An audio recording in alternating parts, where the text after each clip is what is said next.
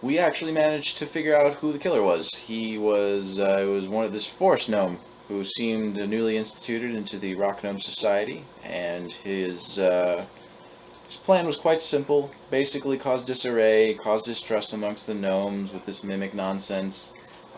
Strangle a couple of the rock gnomes, shove them in a barrel. You know, who'll find them? It's not like there's not many places to hide. Use that to sort of like a cover-up story while he figures out this whole destruction orb nonsense, trying to overthrow the entire kingdom. And the kings, there's two kings. They are in a lovely romance with one another. Are sort of at the folly of this rumor, and they themselves are extremely paranoid, and so they aren't really doing the whole ruly thing with their iron fist at the throne. And so Sork is having plenty of time managing to lay out his master plan of overthrowing the kingdom.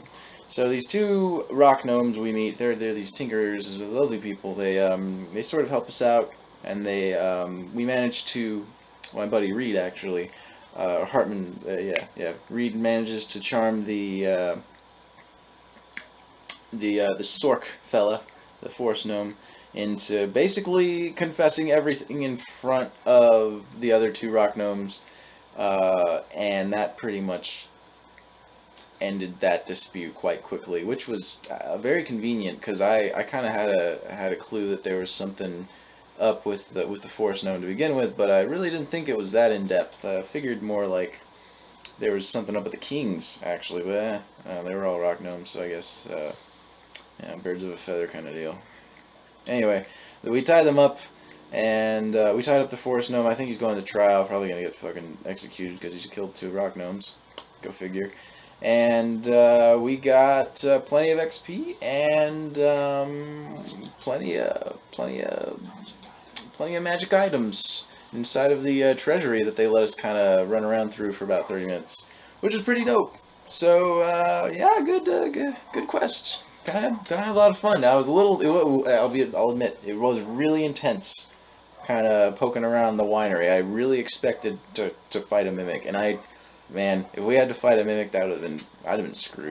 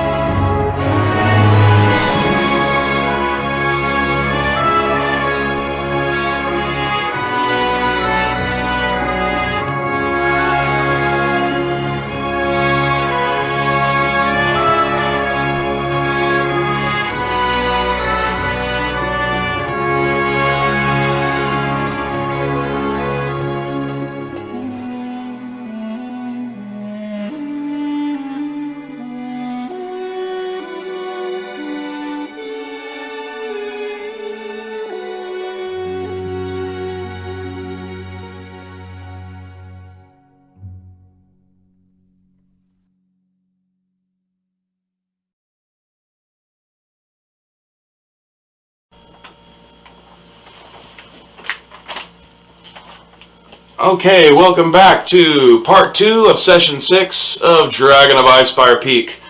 We left off with our fine band of fellows, Hartman on the left and Reed on the right. They were drinking some tequila as they camped on the edge of a cliff overlooking the beach along the Sword Coast. Reed has been a little deceptive and has not allowed himself to get drunk. Hartman is passed out, snoring halfway under the cart so he's not getting dripped on by the rain, and Sork is sitting on the other side of the fire from Reed, and they're having a nice little chat. So, I just wanted to thank Sork for saving my life whenever we were fighting that berserker. Like, Jesus, I was so close. He just managed to grab me one of those health potions. Thank you, man. I didn't necessarily trust that this human kid that you're traveling around with, as friendly as he might be, would really gonna have the stuff to get me out of that situation. So it just seemed advantageous to make sure that you were still amongst the living, but you're quite welcome. Can I use a wisdom check? Like, see if that's... Well, like I said, the way this interrogation is supposed to work. Wisdom check, see if he's lying, and if he is. Well, and that's not really the start. You haven't started off with you. Yeah. Make a persuasion. Persuasion. Correct. Make it sound like suave. To ask, and then you get to ask him a question after that persuasion roll. I need to see Sork's character sheet. Okay. You're not going to know whether you succeed or not because it's going to be a blind DC based on his own wisdom check. So you're going to need to make a charisma check for persuasion. Charisma checks +1, so 20 + 1. Yeah. 20. Natural. Okay. So what's your first question going to be? To ask him a question. How did he actually come across his Devastation Orb? It's a funny story. It's a funny story. How did you come across the Devastation Orb? Like, in your travels. Did you, what do you specifically, Alright, did you so- get or how did you learn? Did you get? How did you get this Devastation Orb?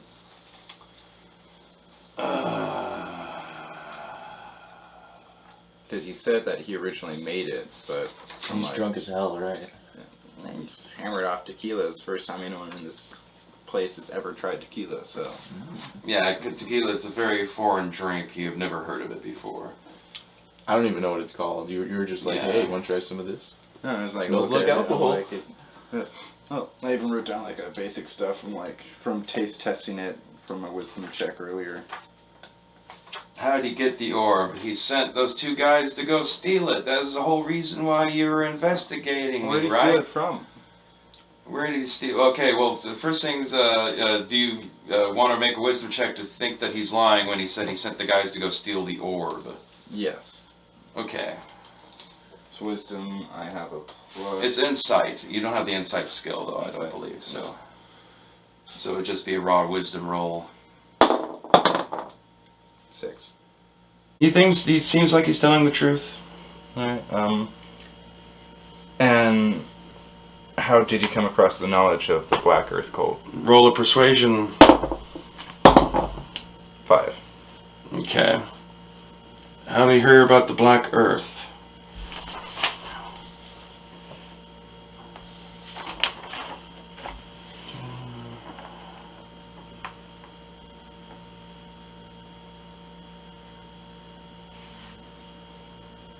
He had learned that an order of blind monks guarded the buried ruins of the Black Earth Temple of TTIRL from Gnome Druidess in Red Larch.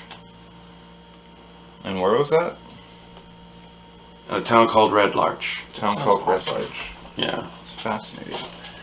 And was... Do you want to roll to see if he's lying? Every single time. Yeah, every time. Got to double check. 8. He is telling the truth. Alright. Red Larch. You've yet to force the truth out of him. You've just verified truth so far. So, another persuasion check to ask another question. Got a 9, and I'm asking, so where exactly is he from? The secret gnome village in the high forest. roll it to see if he's lying. 18. He is lying. You Where are you really from? roll a persuasion check. 20. He is actually from the Trielta Hills, the town of Hardbuckler, which you might be able to see on the map over here. Yep, right here. Oh. He's from way the fuck over here. Trielta Hills. Conveniently close to the Sunset Mountains where that thing crashed.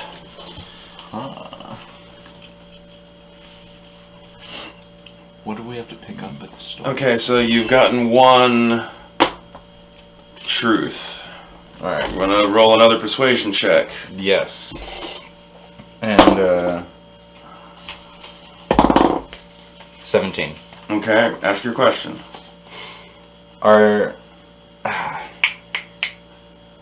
Did he really make the notes on this scroll? Did he really do So, are these notes really about this scroll, and did he actually...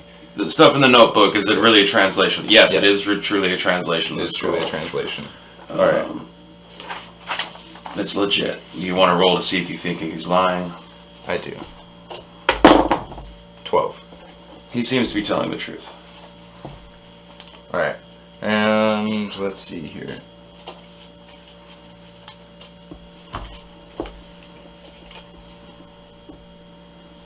So you've learned that he's actually from a place called Hutbuckler. You've learned that he had the gnomes steal the orb from blind monks who guard the ruins of a Black Earth temple.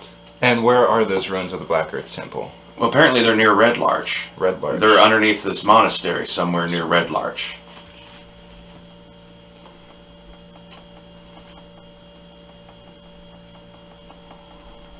I gave you my Alright. rope, right? What? I gave you my rope.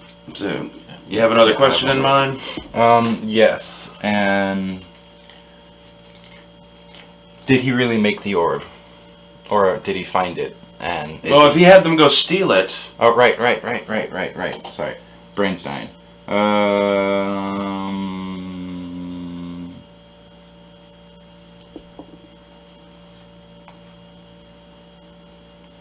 How long did it take him to decipher that much of the scroll? It's one of the questions I had written down.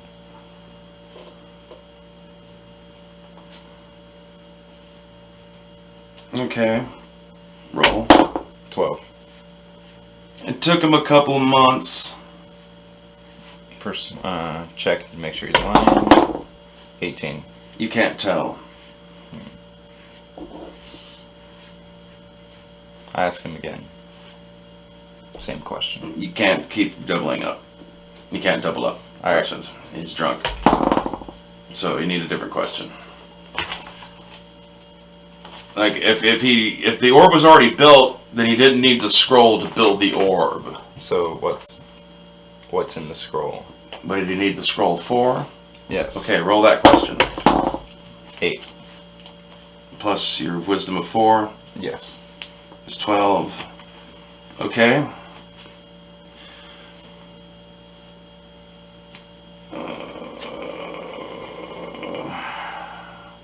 He needed it to build the orb, or he needed to build the box. To build the box. He won't be able to activate it until the scroll is finished being translated. You want to see if he's lying? Yes. 17. Plus 4. Okay, he does appear to be lying. You want a DC 10 persuasion to force the truth out of him. Alright. 5. Plus... Your charisma. Alright, you're not able to force the truth out of him. He mutters something and drunkenly tries to change the subject. So he says he needed it to get the box and also to activate it, but he won't be able to activate it until the scroll is done being translated. And he needed the scroll also to build the box that it's in. But you might want to put a question mark next to that. Because that's an unconfirmed truth. You distinctly felt like he was lying about that. yeah. But you were able to get any more about it. Okay, so do you have another question?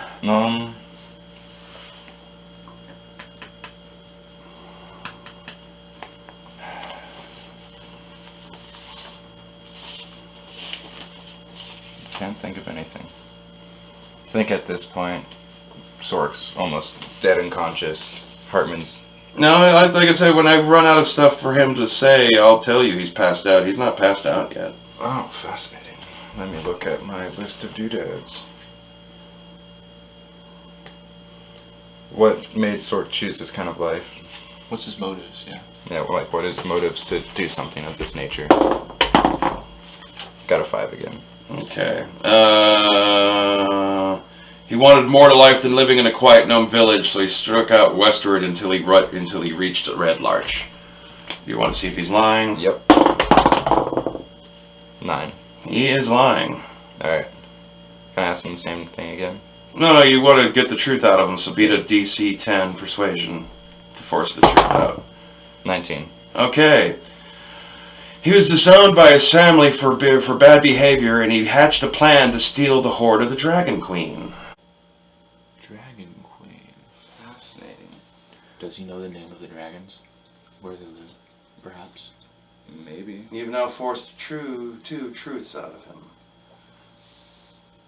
He was pretty much pushed away from his family Because he was disowned because he was just like just a shitty son, you know, like partied too much, pissed the wrong people off by kind of an asshole. getting the wrong girl knocked up, all that kind of shit. He's a character. And not taking his studies properly, and so his family's like, get the fuck out of town, you don't get your inheritance and shit, and so apparently he hatched a plan to steal the hoard of the Dragon Queen.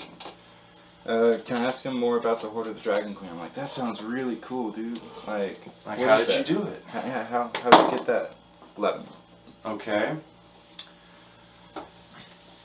He recruited a white dragon named Cryovane from the Forest of Worms to infiltrate the Sky Castle as it flew over Trielta Hills. Cryovane's fight with the other dragon in the Sky Castle caused its crash. Dragon dropped him off, only letting him have one item. He took the orb. But the dragon did not let him have any of the other treasure. So Sork was the one that helped bring down the Sky Castle. Yeah. Dang. The plot thickens. How, Isn't it? you want to see if that's true? Yes. 7. Plus 4. Mm-hmm. It's true. It seems that he's actually confessed something true. So, what exactly? And he got help from a dragon named Cryovane, but the other guys that said that the dragon on top of the mountain is Glasshail. So which dragon is it? Yeah. But it was also dropped off near Nomengard. It would make sense. So. Well, no, he just said it dropped him off. Yeah. But he afterwards he went to Candlekeep apparently. Candlekeep. After he took the orb from the thing, because he was supposed to split the treasure with the dragon, and the dragon said, "It's like you get to have one thing," and so he went with the orb. it's because he was so small. So he's very bitter about that. He sounds as he's like, yeah, you fucking ripped me off. Can I ask him if Cryovane is the dragon that we've been seeing over Vandalin? You can ask him that. Yeah. 9 plus 4. No, No, just 9 plus 1 charisma. I have no idea where Cryovane went. No idea. You want to see if he's telling the truth? Yep. 17. He seems to be lying. Alright. So where exactly is that Persuade, dragon? beat a 10. 7 plus 4. 4. You beat a 10. No, that is Cryovane. That's Cryovane. why he's here. Because he wants to get his treasure. Cryovane. It's the white dragon. That makes So sense. that means that the Knights of Io are mistaken about the dragon's identity. That might be information they'd like to hear. Alright. Remember to send them that in the sending stone when you're behind closed doors. Okay, anything else? Let's see, we got the dragon knowledge and... You're still... Wait, you forced the truth out, right? Yes. Just now? Alright, so you forced 3 truths out. Alright. And can I also see if I... He's starting out, you might be able to get one more question out of this cat, but he's starting to seem a little... Does he know where sloppy. the dragon's lair is? 20. Yeah, I totally know where it is. Oh shit. Tell me. It's in a cave high up on the side of the mountain. I don't know exactly where, but I have the general idea of its overall location because of how he's driven off the orcs off the top of the mountain, and he also got those manticore to leave. You want to see if he's telling the truth. Yes. I did roll a natural 20, but... That doesn't matter in this 15. case. He's probably lying. Probably lying. He's like, there's a ring of truth to what he's saying, but he might be being cagey about the specific location. Like, the general, He like, might it's know exactly up where at it the is. top of the mountain, yes. In a cave. The manticore. We should have. Yeah. Always comes back to the manticore, doesn't it? I know. But also, you've also heard that the orcs that are in the area were all driven off the top of the mountain. They might also be a source of information. Right, so orcs driven off mountain as well. Yeah, that's the whole reason why there was an attack on the roadside that you found and then were attacked by. The only reason they were down there is because this dragon has driven them off their territory. Alright, so like I said, you have one. That was your last question, was do you know the lair? Alright, he passes out. And you earn, and only you earn 450 experience points. Nice. Sweet. Alright. So add that into your tally. What are my experience points? Okay. Oh, and so you stand up, you think about the revelations you just heard, about the truth about the dragon's identity, and that you have someone with you who apparently was involved in the chaos with the cult of Tiamat there a year ago.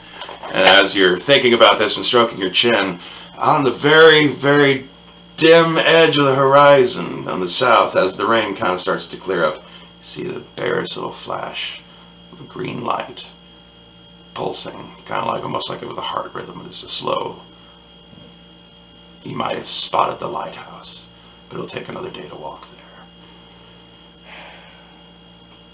End scene. Dude, if the lighthouse is running, that means someone's there. Oh, well.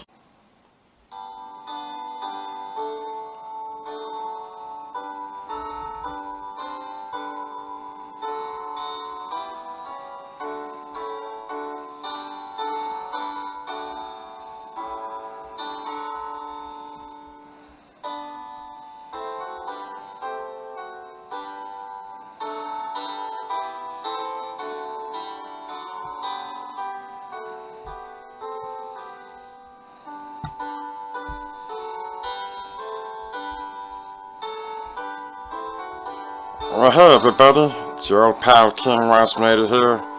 Just wanted to bring you some holiday wishes for this upcoming Halloween, and to let you know that coming pretty soon, we're going to be having It's a Call of Cthulhu Christmas, Charlie Brown. It'll be a one-shot adventure we're going to be running using this here Call of Cthulhu starter set, and we'll be preparing that this December. And sometime soon, right around Halloween, we'll be doing kind of a teaser where we're going to be having our resident dungeon master, Raymond Joshua, play through the solo adventure that comes with this game kit that teaches you how to play. So be sure to join us, and we'll see you when we see you. Oh, come, all ye faithful, and hit like and subscribe. I want you to watch all my videos tonight. Well, it could just Or be a it could be functional magical. lighthouse. You said it was a green light. It was a green light. So it could just be a Flashing green magical light. lighthouse that keeps itself running. Always lit with magic fire. Alright. So you have a long rest. Your hit points are restored all the way up to top, and you regain up to half of your spent hit dice. Sweet. I only used one hit dice. So you regain all your hit dice. And you used all of your hit That was dice? 2. 2, so you get one of your hit dice back. Alright. And Where'd my... I say we have like that much tequila left at the bottom of the Yeah, bottle. you have a little bit left. You can hold on to it, or I like to put it in a vial and just put it in my herbalist kit. in the morning, both Sork and Hartman are going to need to make DC 12 Constitution saves to be avoid the effects of being poisoned by drinking so much tequila at this time. So roll for Sork while he's roll a Constitution save, 6. and he doesn't have a Constitution bonus worth speaking of. No. That's not one of his saving rolls. All right, so Sork is throwing up badly, and he's going to have disadvantage on attack rolls and ability checks all day long. Alright. And Hartman, we're going to see if you're going to have the same Roll a die thing. 20. 20. All right, you fucking have that Ruski guts of iron. Oh, I've been drinking my whole life. Yeah, my mother nursed me on vodka. It's Christian. All right. Baptized. So like Sork's probably just gonna be like throwing up on the side of the wagon all day. yeah. Why you little bitch? Sork. He's extra drunk from you Come interrogating him. I just kept handing him shots every time I asked him a question. Why didn't He you hand doesn't them to give out me? any indication, but you like if you want to make an insight roll to see if he Yeah, is remember aware of something. what y'all were talking about. I am a heavy drinker, by the way. So. 5. You can't tell if he's lying or not, but he doesn't act like he remembers anything from last night. Now you okay, Sork? You look a little under the weather. The wagon's going too fast. Whose fucking idea was it to have pterodactyl for dinner? I have a question. This tastes terrible on the way back up. So if I get if I have a mark on my strength on my saving throw, that just means I add +2. Yeah, you have proficiency with that. Nice. Okay. But you need a constitution. But you made yours. You're fine. Okay. Cool. All right. So you're gonna keep marching down the beach, or you're gonna head back to town. You've made your camp. You've gone this far, and you can see the light. Might as well get to the lighthouse. Okay. Alright, so we all get in the wagon. There's still this little bit of pattering of rain still going on, by the way. Alright. So I would take it nice and slow in the wagon.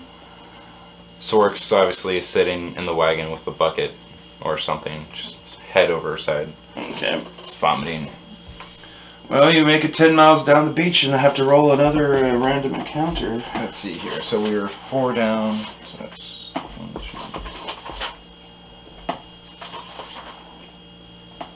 10 miles.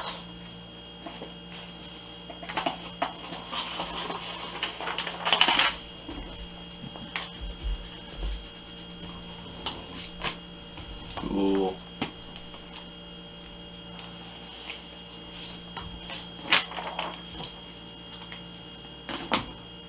And if you cleared out 2 encounters, or it's about a 50-50 chance you might not even have an encounter. So roll a die 6. Let's have it. Come on, You roll baby. it. Sick. 4. All right, as you come across, you're walking down the beach. You see the bodies strewn across the shore of 13 drowned sailors, amidst some like bits of broken ship and stuff. Can I make a perception check to see if there's any loot? Yeah. All right. Always am looking for that loot. 11. Plus, wait. Can Yeah, I use a plus- wisdom plus check one. to make sure they're all dead? If you want. I'm doing that. DC 5. I have 17. They're all dead. Okay. Good. They're all dead. I gotta Let's make see, sure. there's 13 of these guys. Right? Mm-hmm. And I've got plus 13 passive perception. No. You're just gonna search all the bodies, see if there's any loot to be found. Search all the bodies and some rubble. 9. I need 4 more dice 6.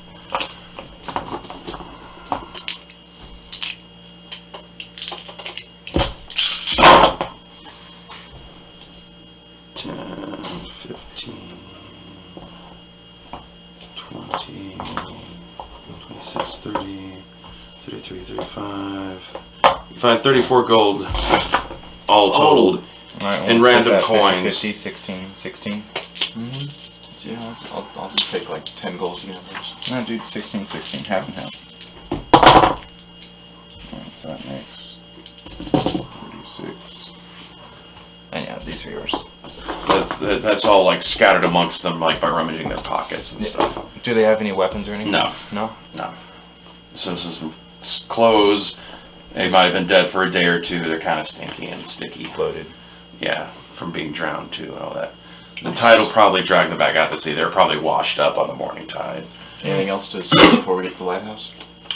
You make another 10 miles. You're not there yet, so. Yeah, make another 10 miles. Let's go. All right. Walking down. So what's going to be your mid-afternoon encounter? Roll die 6. Go for it. Mid-afternoon. 4. Another thing of bodies. Basically, More yeah.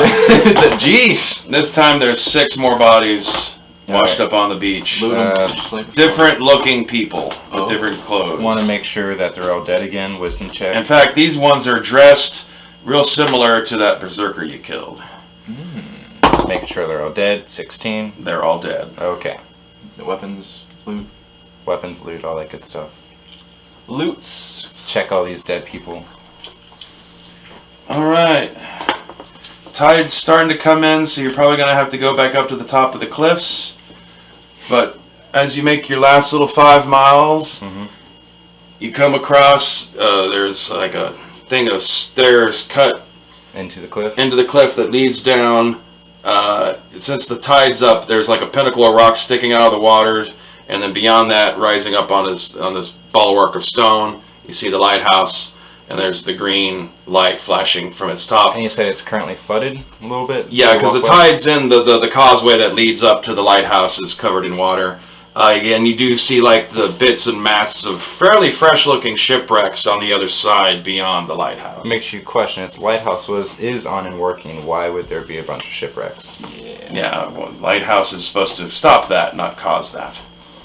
And there's like a bunch of like wrecked ships. It's hard to tell from as far away you are with the building and the rock that it's on, kind of in the way how many there are, but you can see at least 2. So we get to where the stairs are, and guess we're just gonna have to wait till tide goes back down. Yeah.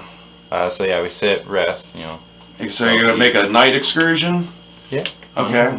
So that'll be about 5 hours. I'm thinking we should probably call that a session then. Y'all made it all the way to the Tower of Storms, and then the next time we can pick up with that mini adventure quest. Oh, righty then. Okay, well, so thanks for everyone for watching. Be sure to hit like and subscribe and all that goofy, wonderful bullshit right here on the YouTubes, and we'll see y'all for session 7 of Dragon of ICESPIRE Peak. Woo-wee! Well, welcome everybody to another edition of Dragon of ICESPIRE Peak, the 6th session. On our left we have Harbin Branislav, and on the right Reed the Fearbode. Okay, so when we left off, it was about middle of the day, approaching noon, right around noon. You're on the beach 10 miles south of Neverwinter. And you just killed a barbarian, you had a short rest. You're both a little low on hit points, so if you want to spend any of your hit dice on a healing surge, now would be the time at the end of the rest. So I'm going to use some hit dice first. Yeah, we're at 3 die 8, so how many do you want to use? I'll use 2. Okay. If it's not enough, you can always use the third one, but yeah, I've only got 1d10 plus my constitution modifier. Your hit dice are your levels, so you have 3 die 10. 3 dice plus 1. Okay, so 4 more hit points for him. How many of your hit dice would you like to use for healing surge? Start with 1. Yeah. 6, so I've got a whopping total of 10. Okay, 10 hits, 10 hit points. You can spend another hit die if you want. Yeah, good. 8, I'm fully healed. Alright, cool. No, you're 1 shy. Can check? Because your hit points are 19 now. No, 17. Yes, yeah, so I use my. When you write your 7s, looks like a fucking 9. I'm gonna use my last hit dice to try to get 1 more, because I'm still only at like 13. Okay, 27. Go for it. 6. Okay, 6. You know, I was using a healing potion too, that's alternatively, but I want to keep those around a little bit. You know, if you run into a combat encounter, your first action I'm gonna slam this healing potion and top off. Gotta make sure I'm crisp and aware. I also got Sork's his stats, like, it's what? I got him. Okay, cool. He has a character sheet, so hell yeah. And so, you have this dead berserker nearby, you already got his axe, right? Pardon? Yeah, got his axe, yeah. And when you were pulling out the treasure chest, you found the bottle of tequila I was telling you about. You want to slam that? I wish to make a wisdom check in my case. Okay, see what the dealio is. Let's see how strong it is. This isn't really necessary, okay? No, that's see. No, that's good. Wisdom plus 4. So we're all just saved by the fire, passing a bottle of... Oh, it's not, it's midday. Oh, that's the time we get drunk and you wandering down the beach in the middle of the day. Good, but... Anyway, roll a die 20. Die 20, and then a plus 4. That's good. 18 plus 4, 22. Okay, you basically need to figure out whatever you want to figure out from tasting the damn tequila, so... No, I don't know, I've never experienced tequila, so apparently it's strong. It's very potent, it's probably give you a shitty ass hangover. Fascinating. 13 minutes, and, I want to use Sending Stone to call the Knights of Io and get the wagon brought here. So in the Sending Stone, I wish to say, we need our wagon and a cobalt team 10 miles down the coast. We've collected a tithe in exchange, or for Io. Not in exchange, but just for Io. Okay. A few moments later, you hear back to the Sending Stone, the voice of Kenneth, acknowledged, hold position. Alright, so you got about 2 or 3 hours to chill for them to come down with the wagon. Alright, we'll eat some food. Yeah, we can just eat, take another short rest. Okay. You have this barbarian's body next to y'all on the picture, and he's all half crisp. Are y'all not? What do you do about that? You just ignore it? Oh, there are boats, aren't there, next to the... No, it's all destroyed. There's bits of, like, wrecked ship sticking out of the sand here and there, but not even enough for a whole ship. Like, it's probably strung out over a large chunk of beach. You want to jump into the ocean? Yeah, that's actually. So, Carbon grabs his feet. Yep, Reed grabs his right arms. Yeah, and let's roll strength checks. Alright, either of you get a bonus, just roll some strength checks. Roll die 20. Okay. 10. Keep going? No, in combination, like, you flop them, but, like, the beach is shallow, he's just still just lying there and the water's lapping over him. But he doesn't really. I walk under this plank of wood that's just big enough to hold him. Okay. And yeah, I strike it back and pop mine, push him to the water. Slides him a little bit faster. So, alright. Well, I should have to drift away at sea and give him a nice proper. You don't even set him on fire and give him a Viking burial. Yeah, Sork uses firebolt after he's partially way down there. One last firebolt. Alright. He was a valiant warrior. It was an honorable, worthy fight. It was an honorable, worthy. He deserves to go to Valhalla. But sadly, Valhalla, he died from firebolt. I'm sure going to Valhalla through firebolt is not the way he wished. Alright. Well, after a couple hours, Shanjan, the dragonborn priest, shows up on the wagon with your horse, and he's got about 4 kobolds with him in the back. Alright. Hello, Shanjan. We actually have some tips for you. Tights. Yes, tights. Let's see here. We have 2 copper chalices, close to gold vestments, and 1,900 copper pieces. Well, that's incredibly generous. The Church of Iowa, of course, greatly appreciates such generosity. So, we get all these items separated into Hartman's bag that we used to hold Sork in, and then hand it off. We say thank you very much for the wagon. So we continue our journey southward, along the coast. Alright, I guess that is the question. Are you going to continue on down the beach, or are you going to head back to Neverwinter now that you got some money? No, let's keep going. We got a portion of the way. Alright, that's about 3 in the afternoon. You still have 15 miles you can make in the day, but that'll push you into like the early evening hours. Yeah, so you make another 10 miles before high tide starts. So, alright, so I say we go along the coast till we find a part that's lower that we can actually go up with our horse and our wagon. Okay. Yeah, because we have stuff. We have a wagon, we have a horse. We only have 2 days of food though for the horse, so we might have to like beat it to on grace. We'll pick a figure to serve as the party leads, just because it's marking the map and it's not quite so confusing. And you start here on 2, so you'd be right about here. So you can make another 10 miles. You probably got 5 miles down. You find a break where you can bring the cart and the horse up on the top of the cliff, but you still be in the same grid. So how tall's the cliff? No, that's 5 miles, so that's about the point where you'd start, and then you can make it to here before you have to roll for another encounter. Alright, encounter time. Let's do this shit and see what happens. I wouldn't be leading the party due to, obviously, we had a handling skill, so you'd be the one driving the cart most of the time since you're actually skilled in it. Also, you got the full proficiency for land vehicles, so you're obviously the proper guy to be driving the car. So I get 5 superiority die? I believe it's 4 or 5. Double check that in your player's handbook 12. Alright, so you're building up. So you get to roll a die 6 and see if you have another encounter this day before you stop. Do it, Eddie, do it. Make something cool. You come across a dragon. You die. Okay, well, since you're at the top of the cliff, so as you're trundling along, you see a couple of winged shapes circling around and sometimes diving down to like just off the edge of the cliff where you can't really see them, and you see how they kind of fly back up and stuff. Kind of like shoot down the side of the cliff and come back up. Yeah, they seem to be doing something on the cliff face, and so if you're on the beach, it'd be a bit more easy to tell what the fuck they are doing, but you can't really see from that angle. You can see things flying and going down and coming up. Interesting. Like from a distance, you're like a mile away when you first see them. Oh, so we can see them from a mile away. Yeah. This would have been more of a surprise encounter if you were still on the beach, but since you're up on top, you get the jump. But you're far away, that's why as you first see you, you're going to have to get closer, or I don't think you have any magic that will allow you to. Because there's some flying things there. Or do you want to divert around? Oh, yeah. I'm sorry, I was trying to find this information. Describe the scene again? Alright, so at the edge of the cliff there. About a mile away, you see some things flying up above, and then kind of dipping down beyond what you can see from the edge of the cliffs to the oceans, and then flying back up, just wheeling around in the sky, circling. But you're like a mile away, so you can't really make out what they are. But since it's a mile away, they're probably on the large size. Because you wouldn't be seeing little sparrows from such a distance or something. Is there any kind of like geographic formation that would give us like sort of some cover? Like trees or... Every once in a while there's like really sad little smallish trees here and there along the coastline, but it's not forested by any means, and not really much in the way of cover. It's like, mostly trunked into little spray of leaves at the end and a bunch of twisted branches kind of stuff. Here and there might be like small boulders, but nothing significant. You want to hitch the horse and then sneak up and see what you can find? Oh, Sork could sneak up with his foot. Yeah, but it's like, let's hitch the horse. You can stay and let Sork run off and spy and then come back, or you can run off as an animal and spy and come back. Huh. I can't turn any fire or something. No, yeah. Let's see, I can probably turn into a cat. I haven't really looked around and seen it again. Yeah, like I said, you can run as pretty established that you know the basic forest animals just out of familiarity. Let's close the distance a little bit, not too much, maybe quarter mile, half mile. Pretty good. For the purpose of figuring out how you want to approach this, yeah, so you can decide whether or not you'd rather do it or send Sork. But Sork could use the cloak. He's got the elven cloak, and he's also, has a little bit of dexterity, so he can do well. Sorry. There you go, bee shakes. Anything of 1/4 or lower, so anything up to, anything else down to wolf, and wolf's last thing on it, right? That does not have a swimming or flying speed. It's got to be entirely a terrestrial animal. And for northern forest, because there might be things in there for more like southern climate forests too, so. I do it just turn to Lord. You get like snuck up, like grab, like, you're squealing. You need something stealthy, so what's a boar got in terms of stealth? Like, cat gives you +4 stealth skill as a cat. A boar, probably not. No, giant weasel, giant rat, giant deer, badger. Giant weasel might actually be another one, because you got fucking, these are regular weasel for that matter. What's a giant lizard? Dude, the idea is to get up and spy on stealth +5 for a giant weasel. That's even more stealthy than a cat. Let's see how it turns to a giant weasel. What's a regular weasel? +20. +1 automatic success. No, they're also stealth 5. So weasel or a giant weasel. Things though. Yeah. But you've already used it once today, so this is the last time you can use shapeshift today. Or do you send Sork? Last thing, send Sork. You get on. Okay. Alright, Sork, we need you to go and just get a little bit close, try to figure out what's going on. And just like, come back. Send a toad. Alright. What? Never say. I'll just write down my master comments here already. You wait. And you wait. And Sork said, and you wait some more. And yeah.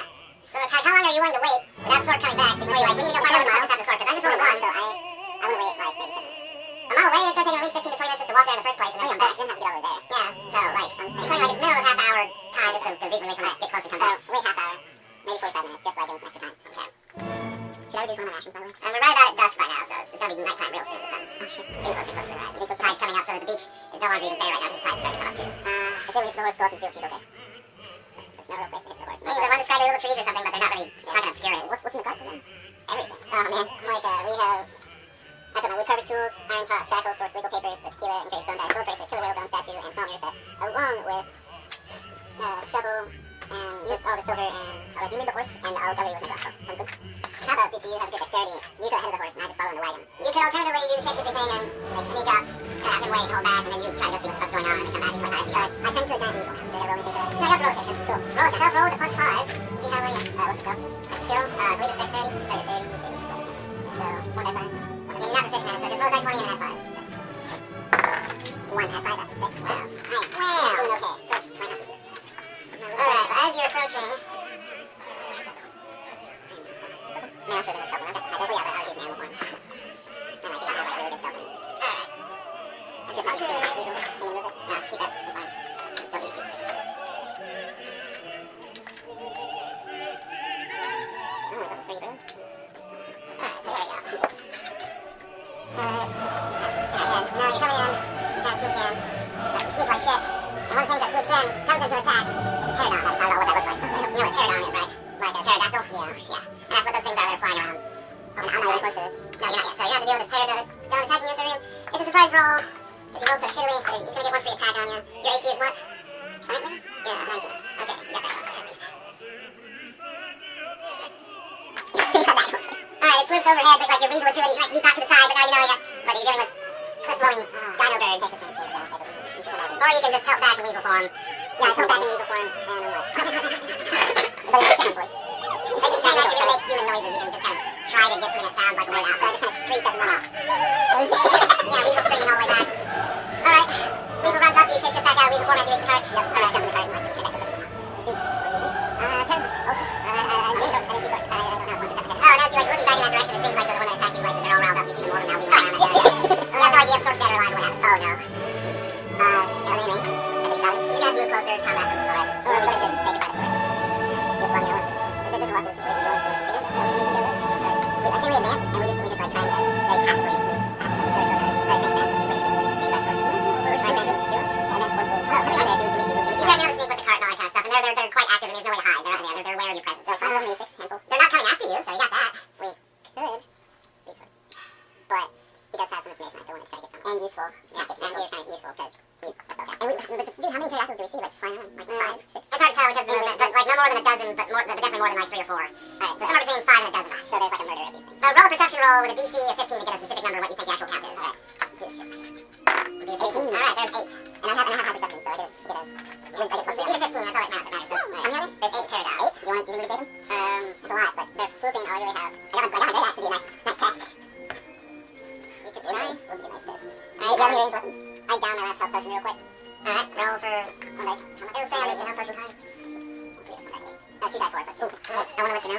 I know that you're a little squishy. You aren't as tough as I am, but you can like commit to a dodge roll while you're moving. 3 and 3, so 6. Plus 2, so 8. You get more 8. 8 on top of 19, which is 27. Sweet, brings you right up to the top. Nice, so we're all topped off. Let's go at this. Hopefully we don't die. Alright, we need some initiative rolls. I need a piece of scratch paper. I got 17. I got 15.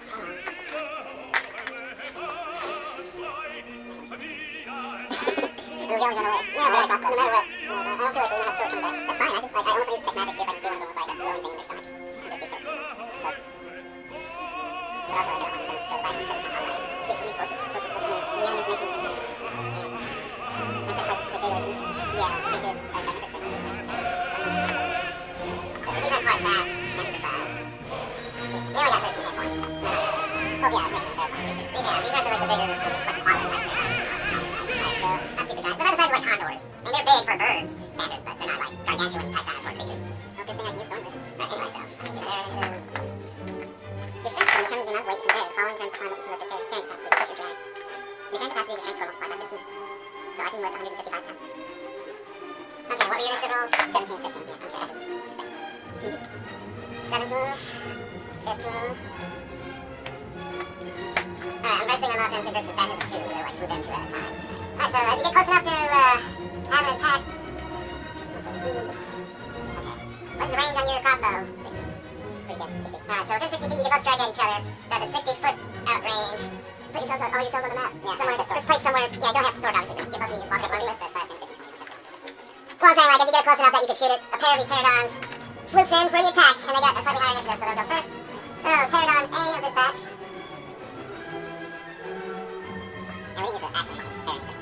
No, yeah, you haven't had action. This is the beginning of combat. The first batch has a higher initiative, so they're sweeping in for you. They're taking their move action to get within fighting distance, and they're each going to make a bite attack on both of y'all. So Pterodon A, that's attacking, you got the higher initiative, so attacking Reed is going to make a bite. +3 to hit. Does not strike. Pterodon B tries to make a bite at Hartman. You got an EC 16. Yeah, does not hit. Ooh. Alright, now Reed, you have your action. Here's some outlet. Let's go. I use Thorn. Don't get too buried in reading the rules while you should be paying attention. I use Thorn to try to slash it out of this guy. Okay. Roll strike against which? The one that attacked you? Yeah. Alright. You gotta do a 13. Right, hit dice. Oh yeah, because it's not any of those. It'd be whatever 6, piercing. Okay, and you use your spell attack bonus on it. And we're attacking 20? We're attacking as they're swooping. Yeah, yeah. So, alright, you hit. 2 damage. 6.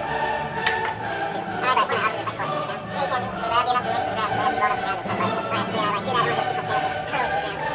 Alright. This is the one that struck at me. I want to stop my action the first time. Save it. Do 13. 13 plus 2. Alright, you did it. Nice. Now, woo. When dice roll damage, you get to reroll your 1s or 2s. This is gonna be like the whole ones. I got a 6. Alright.